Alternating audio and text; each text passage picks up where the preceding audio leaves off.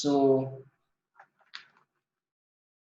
as I was saying, there we have our current liabilities, 200 plus 100, we get 300. Then non-current liabilities, you have 100 plus 200. So you are having 300. So therefore, your net or your total current liabilities is going to be total current liability is 600. You less from the 800, you get net current asset of 200. And so therefore, if you are to balance this one, you have 400 as your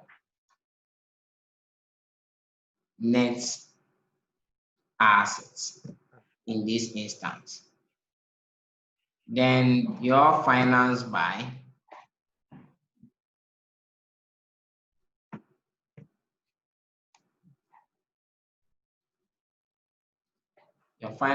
stated capital.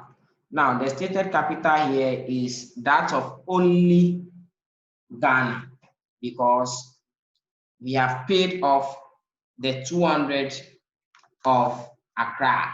So the stated capital here now is only the 100 for Ghana. And then your retained earnings, which in this instance is your accumulated, okay, Ghana's own is 160. Sorry. Yeah, 160. So the retained earnings is 240. And so therefore, your total should be 400.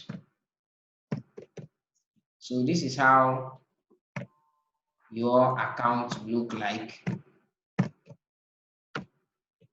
if you have done the right thing.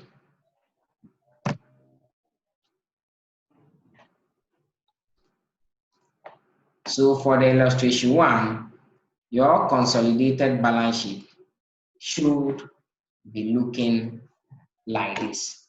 So your non-current assets here, I think I have to underline it.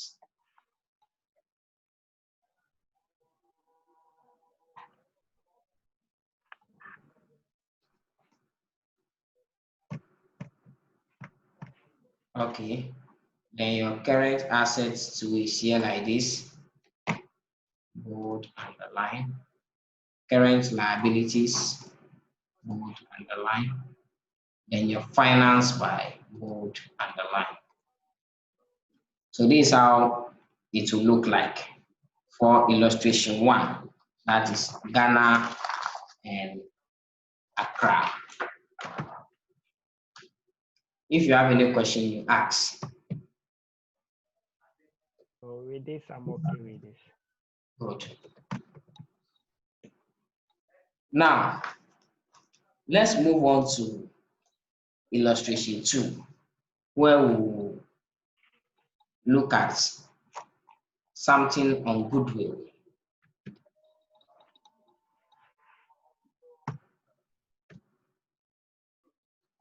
So illustration 2, that is on Jamaica and Kingston. Jamaica and Kingston. Now,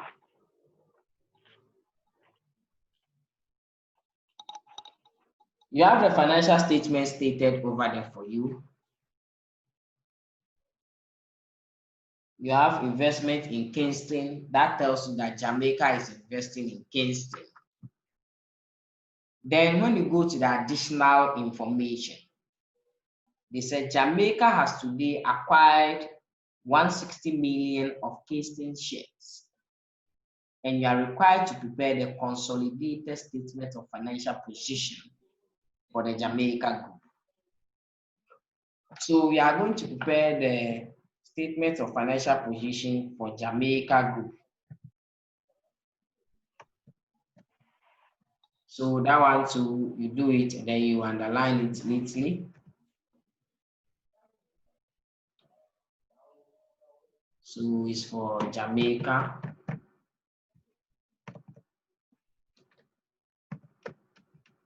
So Jamaica Group.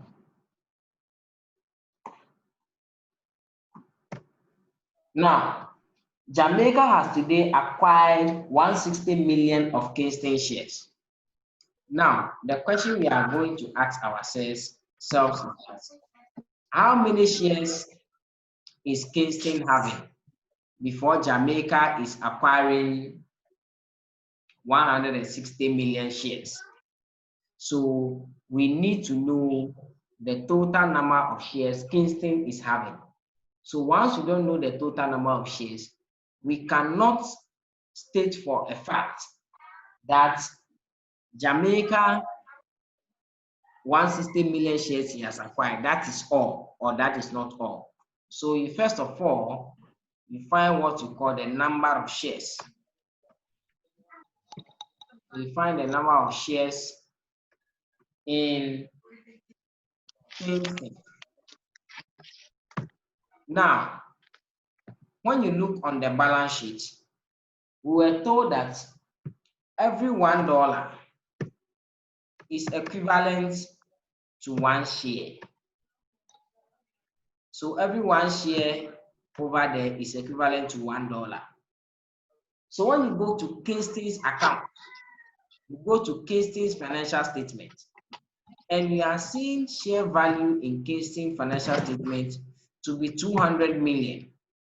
Then it means that how many shares then will Kingston be having before it will give him a total of 200 million shares? So the mathematicians will tell you, if more, let's divide.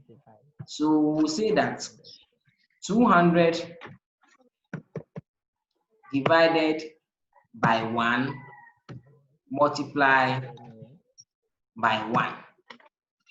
And so therefore, when we finish, we are going to get 200,000 shares or 200 million shares. Now, once you come to the realization that Jamaica is having 200 shares, it means that once you buy the 200 shares, you can get 100% holding. Now, if Jamaica is buying only 160,000,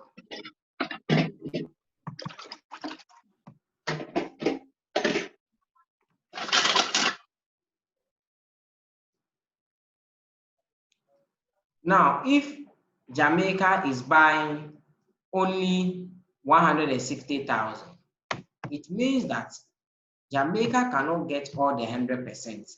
So therefore, how many percentage will Jamaica then be having now? So that one, so we do the if more, let's divide. So Jamaica bought 160 out of the 200.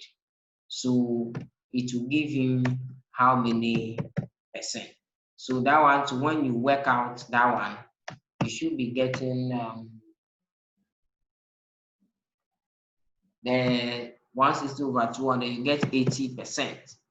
So it means that Jamaica is having 80% shares in Kingston.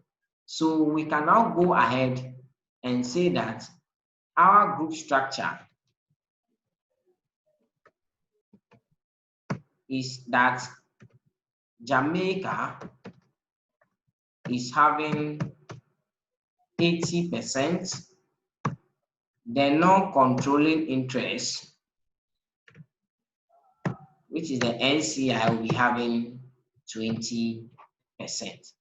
So our group structure, this is how our group structure will look like for this particular illustration.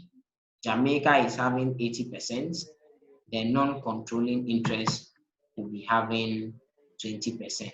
So note 1, that is the first thing that you do. Note 1, you do your group structure. So let me just put it here. Note 1. Then note 2, you find what you call the net assets.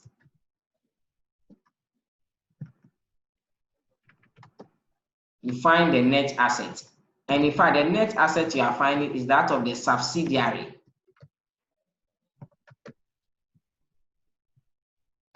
Now we know that Jamaica is the holding company and Kingston is the subsidiary.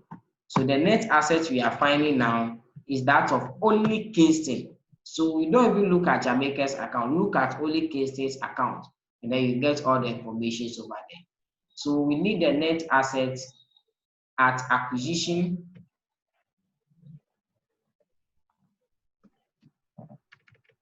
Then we need our net assets at reporting.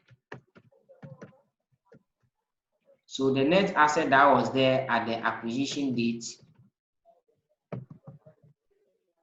or as at the date of acquisition, and then the net asset that is there as at the date of reporting is what I'm talking about over now. So when I come here,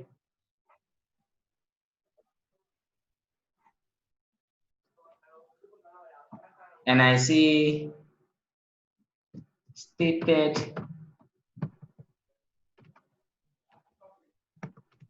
capital.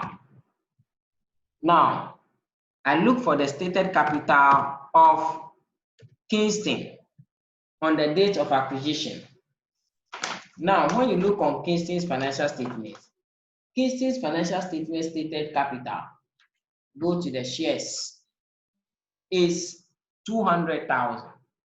Now, they didn't tell you anything on the footnote. Bear in mind, the balance sheet that you always be given is the balance sheet at the reporting dates, or the balance sheet that contains the totals of everything.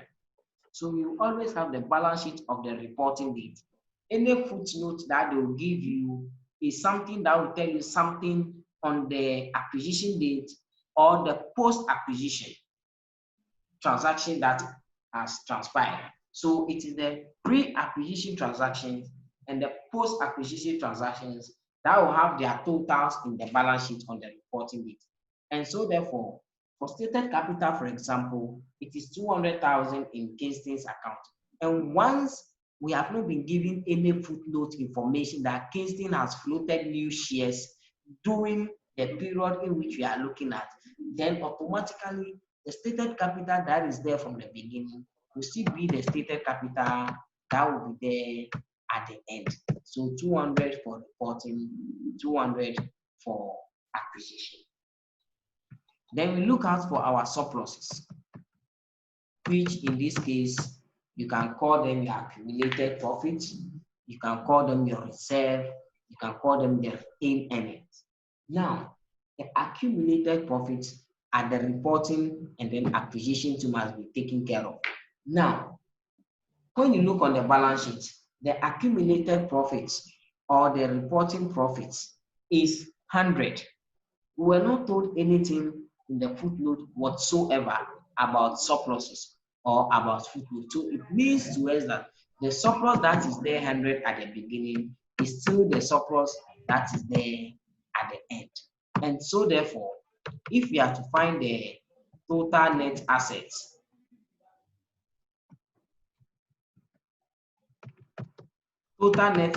for this guy is 300 at the reporting, it is 300 at the acquisition. So that is how you find your net assets at acquisition and then your net assets at reporting.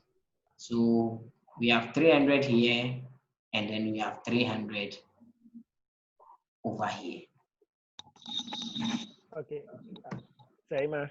Yes. Saima, I'm listening. Yes. please, before you continue, I do not really get that place very well. Okay. Pertaining the retained earning, because Yes. from the question, Yes. at the maker side, we could see 250, which we verify that the financial statement which will be given to us is what is being used at reporting. So why do we still use 100 at the reporting as well? Have you seen where I've highlighted on my machine? Have you seen this side? Have you seen the highlighted one here? Subsidiary. Good. Net asset of the subsidiary. So immediately, don't look at the holding company's account when you are determining the net assets. Okay. If you look at the holding company's account, you confuse yourself. You are looking at the net asset for the subsidiary. So all the transactions you'll be posting here is that from the subsidiary's account. I get you the scenario. Yes. Good. Now, so can I move on? Yes, please. Okay, good. Now that you have your net asset, or you are able to determine your net assets, the next thing you determine is what you call your goodwill. You determine the goodwill on acquisition. Goodwill on acquisition. So to determine the goodwill, you first of all look at what you call your cost of investment. So let me say cost of investment by the parent. Now, when you look at the question, in the balance sheet, we were told that the parent has invested how much? 350,000. So the cost of investment is 350. Now, the next thing you look at is the parent's share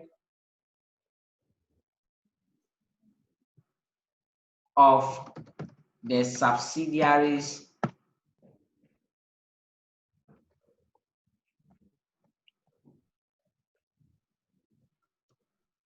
net assets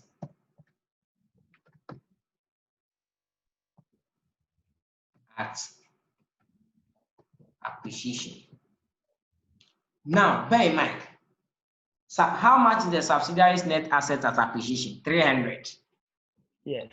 Now, we got to know that the parent is having 80% share in the subsidiary. So, grammar, parent share of subsidiary net asset at acquisition. Then I do my 80% on the 300. So the net asset at acquisition, 80% on the 300 should give me 240. So I'm going to less this. So you less the 240 from the, you less the 240 from the 350. Then you get 110. And this 110 is what you call your goodwill on acquisition. So on the day of acquisition, the goodwill was 110. I'm writing 100 somewhere. So the goodwill on acquisition is 110 US choppable dollars. So this is the third note you have to do.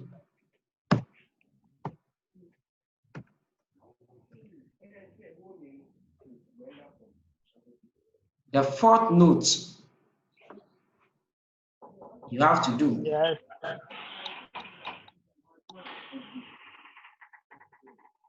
The fourth note you have to do is what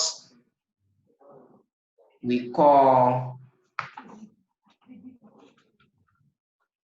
your group accumulated surplus.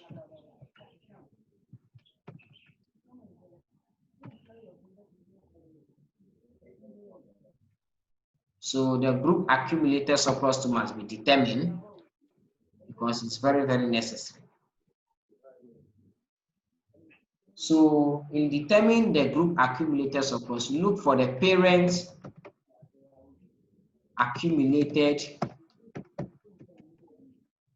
surplus, and the parent accumulated surplus can be seen on the parent balance sheet. So when you go to the parent balance sheet over here, the accumulated surplus is 240. So you state this 240 over there. Then you look out for what we call the parent. It's 200. What? Am I?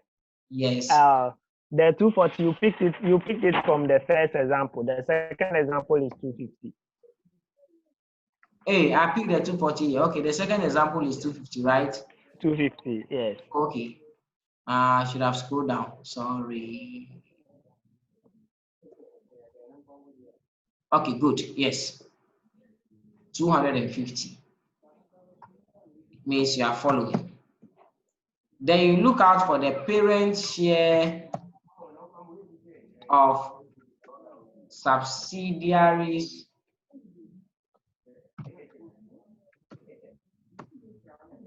post acquisition surplus. Now, when we talk about the post-acquisition surplus, the post-acquisition surplus is the surplus that the holding company is able to add on after the acquisition date. So if you bought the company 1st January 2019, where the surplus was 100,000, as at December 31st, 2019, how much is the surplus? If the surplus is now totaling 150,000, then we can say you have added 50,000. If the surplus is 300,000, then we can say you have added 200,000. In fact, if the surplus is 80,000, then we say you have rather subtracted 20,000 from inside. You have digressed the company. In this our case, the surplus at acquisition is 100. As at the time Jamaica is coming to take over Kingston, Kingston already have surplus of 100. After 1 year of operation, Kingston surplus is still 100,000. So Jamaica has not added anything. So when you come here and you want to strike the 80% on the post-acquisition surplus, the post-acquisition surplus is 0. And so therefore, Jamaica has not added anything. So therefore, post-acquisition surplus here to be 0. So therefore, the total here is going to be 250. And that is how we are going to look at it. So the total surplus here, or the total group accumulated surplus, is 250.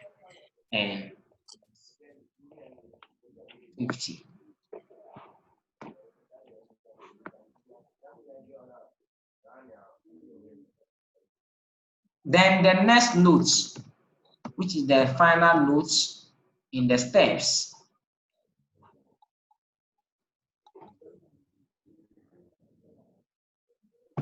is what you call the non-controlling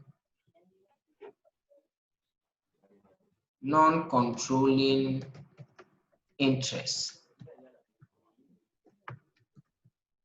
So non-controlling interest, which has been cut short NCI for short. So your NCI is what you call the non-controlling interest. In an attempt to find the non-controlling interest, you look out for the NCI of subsidiaries reporting subsidiaries net assets at reporting date. So you look out for the subsidiaries net assets at reporting date. Now, I want to minimize here so that the workings will be on one page.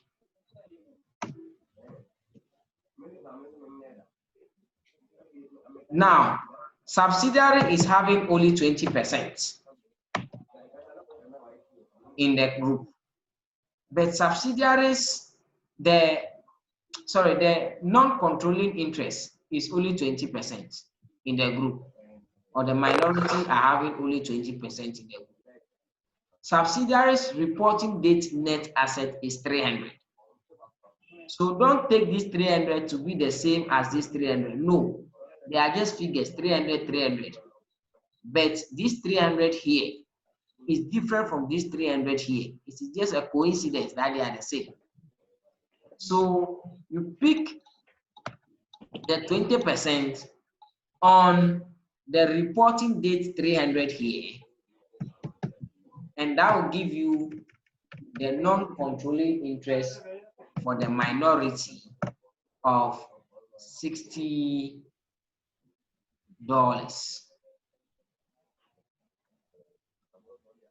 So non-controlling interest is $60.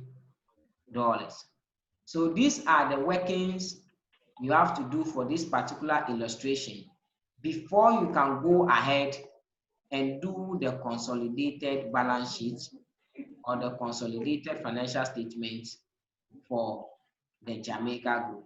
So first of all, you do number of shares. Second, the group structure. Third, your net assets. You go on and look for the goodwill. You go on and then look for the group accumulated surplus. You go on and then you look for the non-controlling interest. So these are the few things you have to look out for before you can go ahead and do the consolidated balance sheet. So if there is no question, I'll go ahead and prepare the consolidated balance sheet.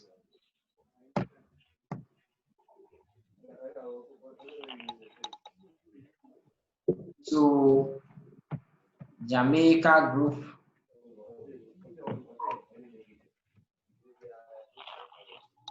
So Jamaica Group, we start with goodwill.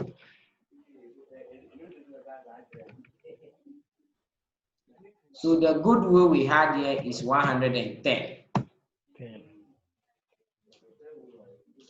Then we had our assets. Your total assets given you for each of them. Jamaica own is 500. Kingston's own is 500. So consolidating the two will give you 1,000. And so therefore,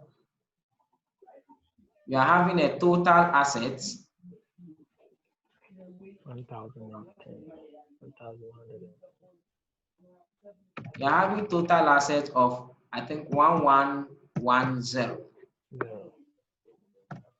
That will be the total assets. Then you can go ahead. Okay, let me do this format. I did the first balance sheet in a different format. Let me do this balance sheet in a different format. So you go ahead and then look out for your equity and liabilities.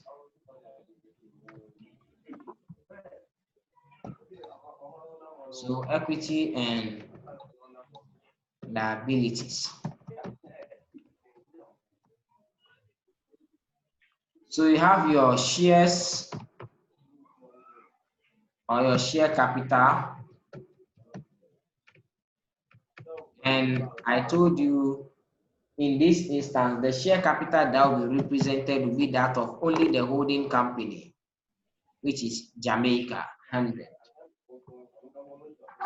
Then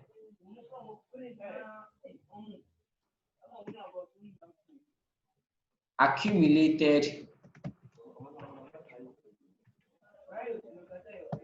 profits.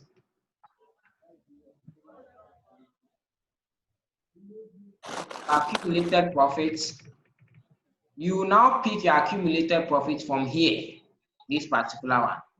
So this 250 is what we'll be representing here now. So 250. So let me just put it here so that when you are learning, you know, accumulated profit can be seen in note 4. Then you come and look out for your NCI, which can also be seen in note 5.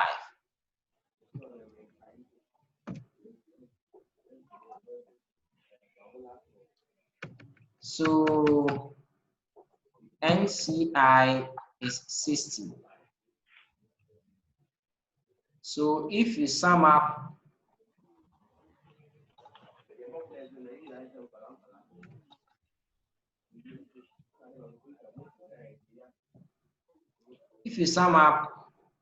all this one, 100 plus 250 plus 60, how much are you getting? 410. 410. Like this. Yes. Then you go and look out for your liabilities. So in your liabilities,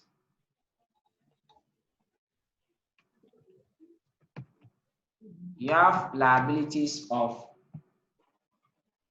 500 plus 200. And so therefore, a total liability is going to be 700. So totaling 700 plus 410 should give you 1110. So you have also balanced of this particular account by consolidating Jamaica and Kingston's accounts.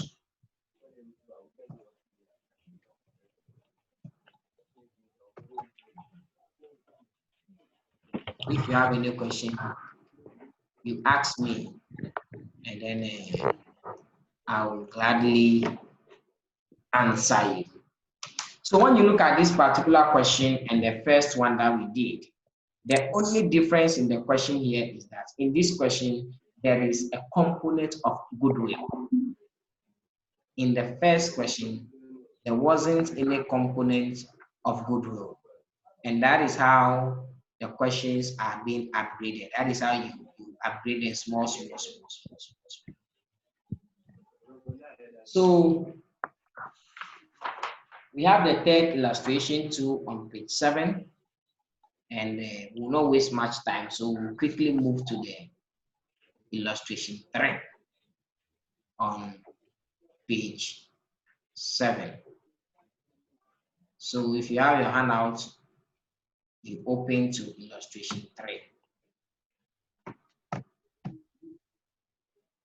which is on Cyprus and Nicosia. Cyprus and Nicosia.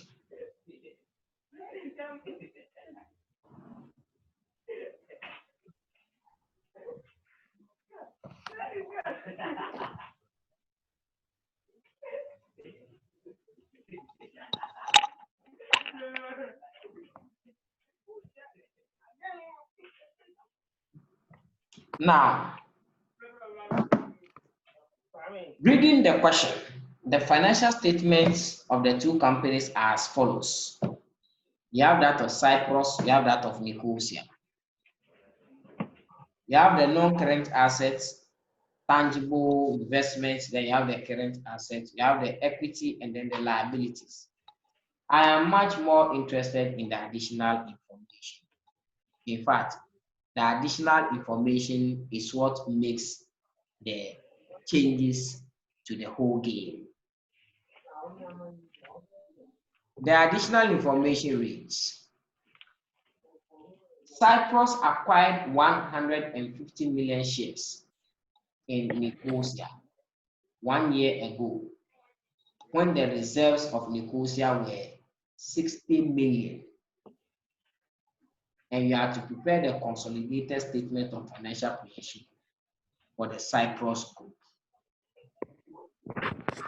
So this one, you were given the total number of shares the investing company has bought. But here is the case, we don't also know the number of shares the investee company is having, so that we can now confirm whether Cyprus is the parent company or not. So we go by the same format. You look out for your number of shares. So in this instance, it's going to be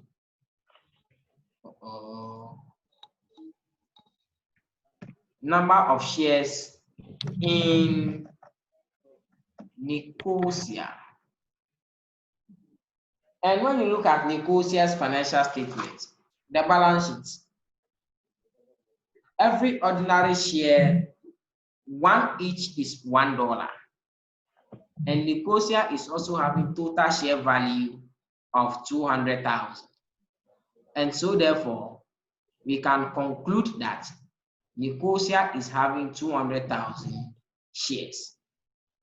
So if Cyprus should buy all the 200,000 shares, it will give Cyprus the controlling power of 100%. But this is the case, Cyprus bought only 150,000.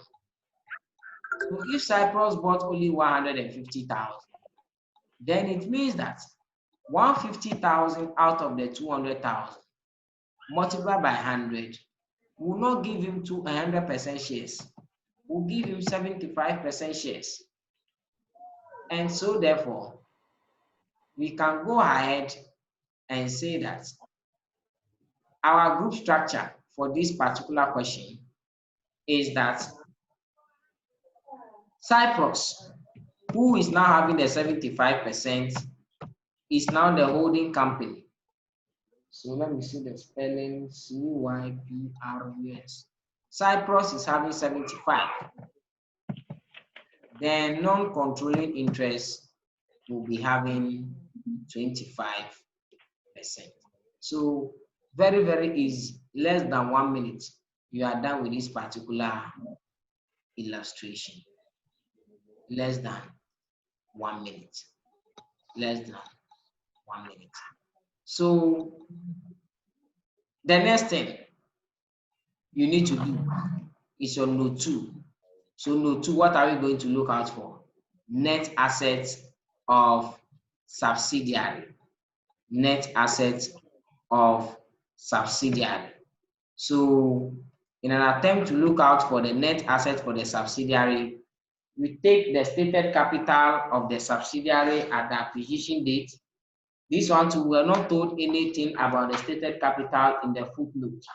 So what is there?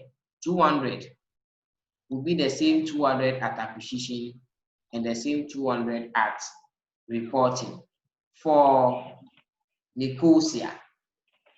But the accumulated profits, look at the additional information.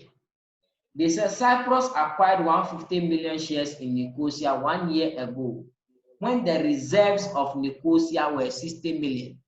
So at the time he was buying Nicosia, Nicosia's reserves is 60 million. Nicosia's surplus is 60 million before he bought Nicosia. And this 60 million is what we call the pre-acquisition surplus. The surplus that is there before the acquisition is called the pre-acquisition surplus. And so therefore, net assets as at acquisition date is going to be 260. When you go to Nicosia's balance sheet, Nicosia's reporting date surplus is 100. So Nicosia is reporting a surplus of 100 at the reporting date. So the net asset at reporting date for Nicosia is going to be 300. 300. Yes, Akos, your hand is up. Let me hear you. Hello, Saima. Yes. And please, I beg you, can you go over the pre-acquisition and the reporting? Okay, the note, specifically the note 2. You mean the note 2? Okay, if I can hear her clearly, she wanted a clearer explanation on the note 2. So we said for note 2, you find, the note 2. You look out for what you call the net assets. And to look out for net assets, you are adding the stated capital and surplus. And in this instance, the net asset is that of the subsidiary. So everything you are looking for is on the subsidiary's account. So don't even go to the holding company's account. The subsidiary in this instance is Nicosia. So therefore, when you take Nicosia's account, you are looking for stated capital at acquisition and then stated capital at reporting. Now, Nicosia's stated capital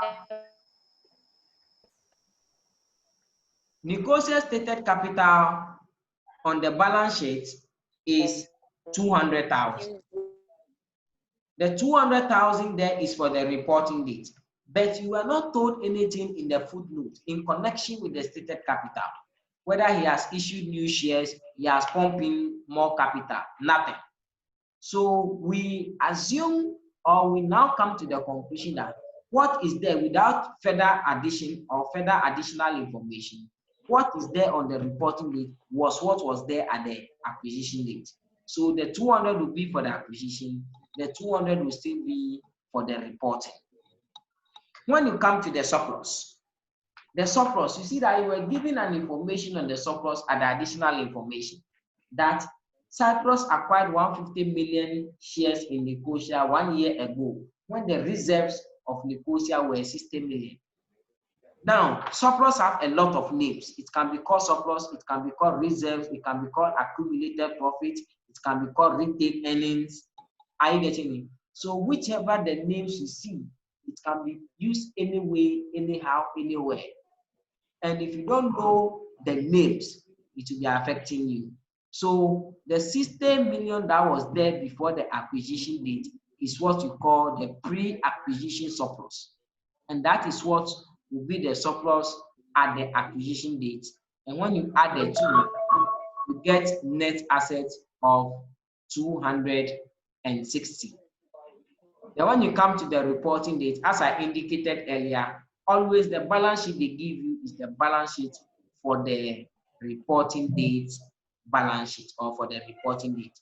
So the surplus on the reporting date is 100. So when you add the two, you are going to get 300 net assets for the reporting date.